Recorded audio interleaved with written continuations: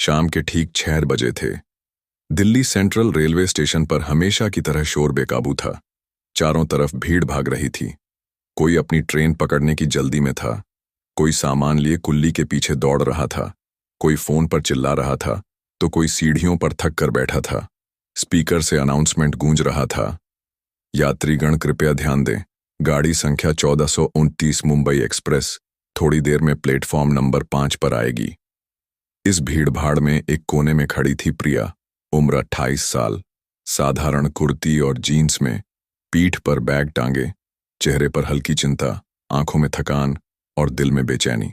उसके चेहरे पर वो शांति थी जो सिर्फ अनुभव से आती है। उसने भीड़ को देखा, फिर घड़ी पर नजर डाली। 6 हॉर्न बज चुके थे। उसकी ट्रेन 6:20 पर थी, मगर उसे लग रहा था जैसे कुछ अधूरा छूट रहा है, जैसे कोई आवाज उसे रोक रही हो। वो समझ नहीं पा रही थी कि ऐसा क्यों। उसकी माँ की तबीयत ठीक नहीं थी, इसलिए वो गाजियाबाद से दिल्ली आई थी ताकि यहीं से मुंबई जा सके, जहां उसका मायका था। भीड़ बढ़ती जा रही थी। अचानक प्लेटफॉर्म के दूसरे छोर पर हलचल हुई। एक बूढ़ा आदमी, सफेद कुर्ता धोती में, हाथ में पुराना थैला लिए, धीरे धीरे चलते हुए आया और लड़खड़ाकर जमीन पर गिर गया। उसका थैला दूर जा गिरा और सिर जमीन से टकराया। खून तो नहीं निकला, मगर उसकी आंखें बंद हो गईं। सैकड़ों लोग वहां से गुजरे, पर कोई नहीं रुका। किसी ने पलट कर देखा और अपनी ट्रेन की तरफ भाग गया, लेकिन प्रिया रुक गई। उसकी आंखें फटी रह गईं। फिर न जाने क्या हुआ, वो भीड़ को चीरते हुए उस बूढ़े की तरफ दौड़ी। बिना सोचे, बिना डरे, वो उनके पास झुकी और बोली, बाबा, बाबा, आप ठीक हैं? बूढ़े ने आंखें खोलीं और कांपती आवाज में बोले, बेटी, मेरी ट्रेन छूट जाएगी। प्रिया ने कहा, पहले आपको उठाते हैं, ट्रेन बाद में देखेंगे। उसने उनका थैला उठाया और बूढ़े को सहारा देकर खड़ा किया। वो बुरी तरह कांप रहे थे। अचानक उनके माथे से पसीना बहने लगा और सांसें तेज हो गईं। प्रिया घबरा गई। आपको अस्पताल ले चलूं? बूढ़े ने कहा, नहीं, मुझे पुणे जाना है, मेरी बेटी इंतजार कर रही है। प्रिया ने देखा, पास में एक पुलिस वाला मोबाइल में व्यस्त था। वो उसके पास गई और मदद मांगी। थोड़ी देर बाद पुलिस वाले ने व्हील चेयर मंगवाई। भीड़ अपनी रफ्तार में थी। तभी अनाउंसमेंट हुआ, मुंबई एक्सप्रेस अब प्लेटफॉर्म नंबर 5 से रवाना हो रही है। प्रिया ने एक पल ट्रेन की तरफ देखा। वो उसका डिब्बा था, जहां उसकी बर्थ थी, उसका टिकट था, उसकी मंजिल थी। मगर अगले ही पल उसने बूढ़े की तरफ देखा, जिनकी आंखें अब बंद थीं और होंठ सूख रहे थे। ट्रेन धीरे धीरे चली और प्रिया वहीं रह गई। ट्रेन छूट गई, पर उसे कोई पछतावा नहीं था। उसने ऑटो लिया और बूढ़े को नजदीकी सरकारी अस्पताल ले गई। डॉक्टर ने बताया कि उन्हें तेज बुखार और डिहाइड्रेशन था, साथ ही उनकी धड़कनें भी असामान्य थीं। समय पर लाए, वरना। प्रिया पूरी रात वहीं रुकी। बूढ़े का नाम था रमेश बाबू, जो कभी पुणे में सरकारी स्कूल के प्रिंसिपल थे। अब अकेले रहते थे। उनकी बेटी की शादी सालों पहले हुई थी, मगर हाल में उसका तलाक हो गया था। अब वो अपने पिता को अपने पास रखना चाहती थी। रमेश बाबू उसी से मिलने जा रहे थे, मगर रास्ते में उनकी तबीयत बिगड़ गई। प्रिया ने उनके फोन से उनकी बेटी को कॉल किया। बेटी ने फोन उठाते ही रोते हुए कहा, मैं डर गई थी, पापा नहीं पहुंचे, किसी ने बताया भी नहीं। आप कौन हैं दीदी? प्रिया ने कहा, बस एक मुसाफिर जो रुक गई। अगले दिन रमेश बाबू की हालत सुधरी। उन्होंने आंखें खोलीं और देखा, एक लड़की उनके पास बैठी थी, सिर झुकाए, आंखों में नींद, चेहरा थका हुआ। उन्होंने कहा, बेटी, तुम्हारा नाम क्या है? प्रिया मुस्कुराई, प्रिया। उन्होंने कहा, तुम्हारा बहुत कर्ज है। प्रिया बोली, कर्ज तो वो होता है जो चुकाया जाता है। आपने मेरी जिंदगी बदल दी बाबा। रमेश बाबू समझ नहीं पाए, मगर उनकी आंखें नम हो गईं। तीसरे दिन उनकी बेटी आई। वो बहुत देर तक रोती रही, प्रिया को गले लगाती रही और बोली, दीदी, आपने सिर्फ पापा की नहीं, मेरी भी जान बचाई। मैं आपको कभी नहीं भूलूंगी। प्रिया ने सिर झुका लिया, फिर चुपचाप स्टेशन लौट आई। टिकट कैंसिल करवाया, नया टिकट लिया। अगली ट्रेन सुबह थी। वो स्टेशन पर अकेली बैठी थी, थकी हुई, मगर सुकून से भरी। दिल्ली की गर्मी अब ठंडी हवाओं में बदल रही थी। उसने पहली बार उस रात खुलकर सांस ली। मगर कहानी यहीं खत्म नहीं हुई। कुछ दिन बाद जब वो मुंबई अपने घर पहुंची, एक चिट्ठी उसका इंतजार कर रही थी। सफेद लिफाफा, सुंदर लिखावट में लिखा था, प्रिया बेटी के नाम। उसका दिल धड़कने लगा। घर का दरवाजा अभी बंद भी नहीं हुआ था। माँ भीतर इंतजार कर रही थी, मगर वो चौखट पर बैठ गई। धीरे से लिफाफा खोला। कागज से पुराने जमाने की खुशबू आई। पहला वाक्य था, बेटी, तुमने जो किया वो कोई अमीर नहीं कर सकता, कोई अपना भी नहीं करता। मैं एक मुसाफिर था, शायद आखिरी यात्रा पर, मगर तुमने मुझे रोक लिया। तुमने मेरी जान ही नहीं, मेरा विश्वास भी लौटाया। प्रिया की आंखें नम हो गईं। वो जमीन पर बैठ गई। आंसुओं के साथ होंठों पर हल्की मुस्कान थी। चिट्ठी में आगे लिखा था, मैंने अपनी बेटी से तुम्हारे बारे में पूछा। उसने बताया, तुमने बिना नाम जाने, बिना रिश्ते की उम्मीद के, सिर्फ इंसानियत से मेरी मदद की। मैं सोचता रहा, जब दुनिया में हर कोई सिर्फ अपना देख रहा है, तुमने मेरी ट्रेन के आगे मुझे चुना। प्रिया की मां पीछे से आई, देखकर चौंक गई। बेटा, तू अंदर भी नहीं आई? प्रिया ने चिट्ठी मां को दे दी। मां ने पढ़ी और लंबी सांस ली। तू हमेशा से अलग थी। प्रिया चुप रही, मगर दिल में वो दिन दोबारा जीने लगी।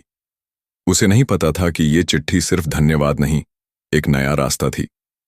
2 दिन बाद एक पार्सल आया, उसी पते से, प्रिया बेटी के नाम। अंदर एक लकड़ी का डिब्बा और एक चिट्ठी थी। रमेश बाबू की बेटी ने लिखा, दीदी, पापा अब ठीक हैं। वो रोज आपकी बात करते हैं। उन्होंने कहा, ये डिब्बा उन्होंने बरसों से संभाला है, अब वो इसे आपको देना चाहते हैं। प्रिया ने डिब्बा खोला। अंदर एक पुरानी डायरी थी, पीले पन्नों पर पुरानी स्याही से लिखी, और एक पेंडेंट जिस पर संस्कृत में लिखा था, सत्यम शिवम सुंदरम। प्रिया उसे देखकर रुक गई। पेंडेंट में कुछ खास था। उसे छूते ही ठंडक और सुकून महसूस हुआ। मां ने पूछा, ये क्या है? प्रिया बोली, ये सिर्फ गहना नहीं, कुछ और है। फिर उसने डायरी पढ़नी शुरू की। पहला पन्ना, 1970, पुणे स्कूल में पहली क्लास ली। बच्चों की आंखों में जिज्ञासा थी, मगर थोड़ा डर भी। शायद मेरी आवाज भारी थी। प्रिया पढ़ती गई। हर पन्ना जैसे जिंदगी की कहानी सुना रहा था। फिर एक पन्ना आया, 1985। मैंने जो गलती की उसका बोझ जिंदगी भर रहेगा, मगर उस बच्चे को बचाना जरूरी था। मैं जानता हूं, उन्होंने मुझे माफ नहीं किया। प्रिया रुकी। कौन बच्चा? क्या गलती? उस रात वो पूरी डायरी पढ़ने बैठ गई। उसे समझ आया कि रमेश बाबू की जिंदगी में एक राज्य था जो उन्होंने कभी नहीं बताया। अब वो चाहते थे कि प्रिया इसे समझे। आखिरी पन्ने पर लिखा था, अगर कोई ये डायरी पढ़ रहा है तो एक गुजारिश है। स्टेशन के उस कोने पर जहां मैंने अपनी पत्नी से पहली बार मुलाकात की थी, वहां एक छोटी धातु की पेटी है। उसमें वो चाबी है जो मेरे अतीत के दरवाजे खोलती है। प्रिया की धड़कन तेज हो गई। ये अब साधारण कहानी नहीं थी, एक मिशन बन चुकी थी। अगली सुबह वो फिर दिल्ली सेंट्रल पहुंची। वही प्लेटफॉर्म नंबर 5, वही कोना, वही भीड़। मगर अब उसकी आंखें कुछ और ढूंढ रही थीं। वो उस जगह पहुंची जो डायरी में लिखी थी। टूटे सीमेंट के नीचे उसे लोहे जैसा कुछ मिला। उसने जमीन कुरेदी। लोग देख रहे थे, मगर उसे परवाह नहीं थी। आखिरकार उसे एक जंग लगी धातु की पेटी मिली। उसने मुश्किल से उसे खोला। अंदर एक चाबी थी और एक पुराना फोटो, जिसमें रमेश बाबू एक छोटे बच्चे को गले लगाए थे, मगर बच्चे का चेहरा जला हुआ था। प्रिया कांप गई। फोटो के पीछे लिखा था, वो मैं नहीं था, फिर भी मुझे माफ नहीं किया गया। अब कहानी का रुख बदल चुका था। प्रिया ने तुरंत पुणे की बस पकड़ी। रमेश बाबू के घर पहुंची, जहां उनकी बेटी रीना रहती थी। रीना ने उसे गले लगाया। पापा रोज तुम्हारा नाम लेते हैं, उनसे मिलोगी? प्रिया ने सिर हिलाया। अंदर गई तो रमेश बाबू खिड़की के पास बैठे थे, आंखें बंद, हाथ में वही पेंडेंट। उसे देखते ही उन्होंने आंखें खोलीं। आ गई बेटी? प्रिया के मन में सवाल थे। उसने चाबी उनके हाथ में रखी और बोली, अब सच जानना है बाबा, ताकि आपका बोझ मैं समझ सकूं। रमेश बाबू की आंखें नम हो गईं। उन्होंने कहा, मैंने किसी बच्चे को नहीं जलाया, मगर उसे बचा भी नहीं पाया। उसी दिन से मेरी आत्मा जल रही है। प्रिया स्तब्ध थी। क्या हुआ था? रमेश बाबू बोले, 1985 में दंगों के दौरान स्कूल के पास एक बस्ती में आग लगी थी। मैंने बच्चों को स्कूल में बंद कर दिया ताकि वो सुरक्षित रहें। मगर एक बच्चा, विक्रम, बाहर रह गया। मैं उसे अंदर नहीं खींच पाया। आग बढ़ गई और वो झुलस गया। प्रिया की आंखों में आंसू थे। रमेश बाबू ने कहा, उसके माँ बाप ने मुझे दोषी ठहराया, तब से मैं खुद को माफ नहीं कर पाया। प्रिया ने पूछा, वो पेंडेंट? उन्होंने कहा, वो विक्रम का था। मैं उसे हर दिन पहनता था ताकि उसका बोझ महसूस कर सकूं। प्रिया ने उनका हाथ थामा और बोली, अब बोझ खत्म, क्योंकि वो बच्चा आपको माफ कर चुका है और आपकी बेटी भी। रमेश बाबू चौंके। बेटी? प्रिया ने कहा, हाँ, मैं विक्रम की बहन हूं। मुझे नहीं पता था जब मैंने आपको स्टेशन पर उठाया, मगर फोटो, पेंडेंट और डायरी ने सब याद दिला दिया। दोनों की आंखों में आंसू थे, मगर बोझ खत्म हो चुका था। सालों का दर्द एक आलिंगन में सिमट गया। रमेश बाबू बोले, भगवान ने मुझे दोबारा मौका दिया और मेरी बेटी लौटा दी। प्रिया ने कहा, और मुझे मेरा भाई का सुकून, क्योंकि अब मैं जानती हूं आप दोषी नहीं, सिर्फ मजबूर थे। कमरे में सन्नाटा था, मगर दिलों में तूफान। कहीं ऊपर शायद विक्रम मुस्कुरा रहा था। दिल्ली स्टेशन की भीड़ आज भी हजारों कदमों में गुम थी, मगर वहां कुछ और भी था। एक अनकही कहानी, एक अधूरा भाव और एक रिश्ता जो अब पूरा हो रहा था। प्रिया एक कोने में खड़ी थी। उसके पास विक्रम, जिसे अब लोग विवेक कहते थे। उसकी आंखों में उलझन थी, मगर एक उम्मीद भी। सामने व्हीलचेयर पर रमेश बाबू थे, हाथ में एक तस्वीर जिसमें एक बच्चा स्टेशन के पास मिट्टी में खेल रहा था, जिसके माथे पर वही तिल था जो विक्रम के पास था। विक्रम धीरे धीरे उनके सामने पहुंचा। दोनों एक दूसरे को देखते रहे, कोई शब्द नहीं, सिर्फ आंसू। फिर विक्रम ने झुककर कहा, बाबा, आप कैसे हैं? रमेश बाबू के आंसू बह निकले। उन्होंने कांपते हाथों से उसका चेहरा छुआ। मैं ठीक हूं बेटा, मगर अब दिल हल्का है, क्योंकि मेरी सबसे बड़ी गलती ने मुझे माफ कर दिया। विक्रम ने सिर झुकाया। गलती वक्त की थी, आपने मुझे बचाया था। अगर आप न होते तो मैं आज भी स्टेशन पर भूखा होता। आपने मुझे नाम दिया, मगर मैंने आपको दोषी ठहराया। रमेश बाबू बोले, तू आज लौटा, यही सबसे बड़ा उपहार है। प्रिया सब देख रही थी, आंसू पोंछते हुए। उसे लग रहा था जैसे उसका बचपन लौट आया। उसका भाई, जिसकी तस्वीर उसने कभी नहीं देखी, मगर जिसकी कमी हमेशा महसूस की। तभी एक छोटी बच्ची दौड़कर आई, रीना की बेटी, माही। उसने विक्रम से कहा, मम्मी ने बताया आप बहुत दूर थे, अब मत जाना चाचू। विक्रम ने उसे गोद में उठाया। अब कोई दूर नहीं जाएगा। कुछ लोग ये दृश्य देख रहे थे, समझ नहीं पा रहे थे कि ये कोई फिल्म है या हकीकत, मगर हर चेहरा गवाही दे रहा था कि ये मिलन सालों बाद हुआ था। उसी शाम सबने रमेश बाबू का जन्मदिन मनाया। रेलवे कैंटीन से छोटा केक आया। प्रिया ने केक काटा और रमेश बाबू ने पहला टुकड़ा विक्रम को खिलाया। सबकी आंखों में चमक थी। विक्रम ने अपने पुराने कागज निकाले, जिनमें स्टेशन सुधारने के डिजाइन्स थे। रमेश बाबू ने कहा, बेटा, इन सपनों को अब उड़ान मिले।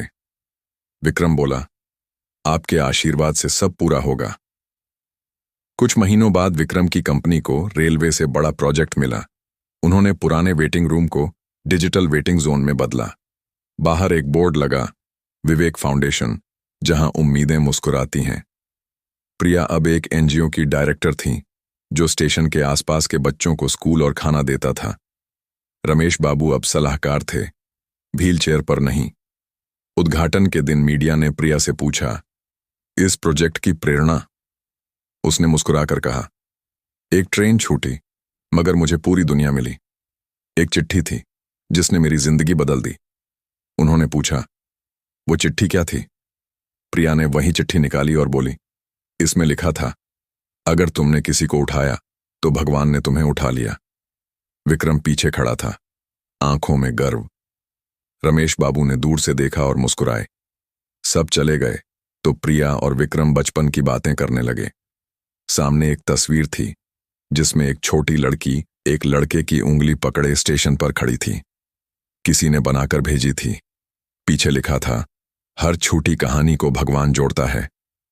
अगली सुबह उन्होंने स्टेशन पर मुफ्त खाने की कियोस्क शुरू की।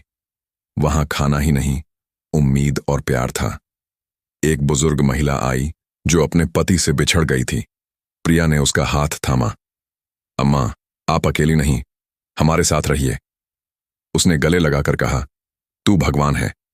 उस रात विक्रम ने बालकनी में चांद देखा।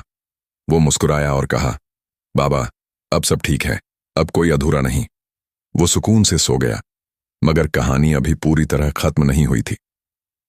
अगली सुबह दिल्ली सेंट्रल स्टेशन पर सूरज की पहली किरणों के साथ एक नई हलचल थी। प्रिया और विक्रम अपने एनजीओ विवेक फाउंडेशन के नए प्रोजेक्ट की शुरुआत करने जा रहे थे। स्टेशन के उस कोने में जहां कभी रमेश बाबू गिरे थे, अब एक छोटा सा कम्युनिटी सेंटर खड़ा था।